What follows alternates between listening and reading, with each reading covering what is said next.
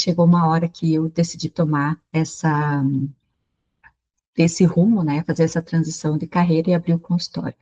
E aí fiz tudo errado, né, obviamente, comecei fazendo tudo aquilo que, mesmo fazendo cursos, né, da gestão de consultório, a gente ouve e acaba repetindo. Então, primeiro que foi tomar essa decisão sem ter feito uma construção, né, do que, como seria o consultório, de que forma eu iria fazer. Eu até cheguei a abrir um perfil do Instagram profissional, mas acabei adicionando todo mundo que eu tinha no meu perfil pessoal e, obviamente, esses não eram pacientes para eu atender. E uh, não tinha não me organizei, não me estruturei antes de fazer a abertura desse consultório. Então, a ideia era, se hoje fosse fazer, de repente eu ficar até o final do contrato e ter estruturado melhor, né, essa, essa saída, né, e essa abertura do consultório. Então, fiz tudo errado, né, para começar, um perfil, lógico, do Instagram, que eu adicionei todo mundo que era familiar, que era conhecido, que estava no meu perfil pessoal e que, obviamente, esses não eram o meu público-alvo, né, de consultas. Lógico que logo que eu iniciei com o serviço público, a gente atende todos os tipos de pacientes, né, e para mim foi um pouco difícil na hora que eu decidi nichar realmente, porque a gente fica com aquela ideia de que vai perder pacientes e que vou ter poucos pacientes para atender se eu acabar nichando, e na verdade também foi essa uma das melhores decisões que eu acabei tomando. Então, subloquei um turno também num consultório, que eu pagava R$ 850 nesse turno. Nesse local eu fui porque tinha outros profissionais, então achei que pudesse ter alguma indicação nesse sentido. No fim, foi uma indicação só.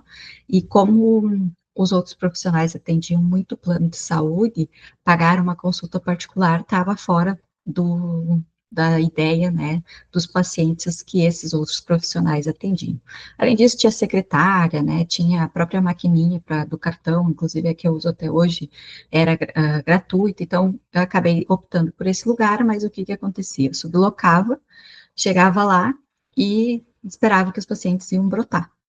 E no fim, foram 3 meses seguidos que eu fiz essa sublocação, e quando chegou lá, isso foi final de junho de 2022, e chegou em setembro, só o dinheiro saía, nada entrava, e aí eu decidi não sublocar mais, aí conversei com o gestor lá do consultório, e falei que eu ia parar. E aí, nisso, também tinha o Doctoralha lá, que é uma página que para médico funciona muito bem, mas no meu caso, eu achei que não valeu a pena o investimento. Então, somando esses valores, só saindo.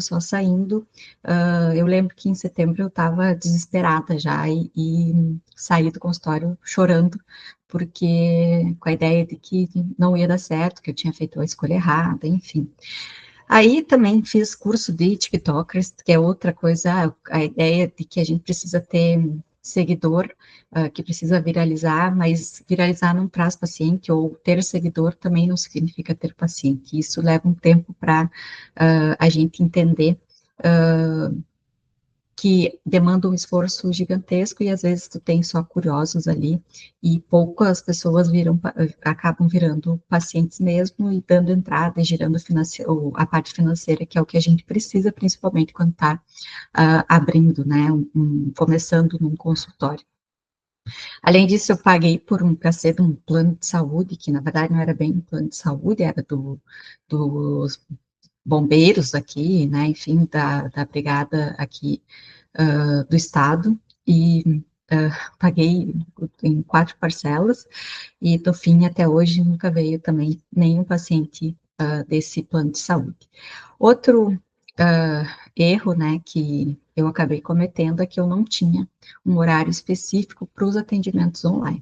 Então, eu ficava na minha semana, às vezes tinha um atendimento no meio da tarde e um no meio da manhã, me quebrava todo o dia em dias diferentes, me quebrava toda semana, porque eram em dias diferentes, e isso fazia com que eu não conseguisse me organizar de uma forma que tivesse uma fluência, que eu soubesse, então a pessoa entrava em contato, isso quando já estava colocando para rodar, mas ainda não estava o ideal, né? Eu acabava, a semana ficava quebrada, então eu não tinha uma estrutura de horários para estudar, para organizar o consultório, para pensar no marketing, para pensar, inclusive, nas redes sociais.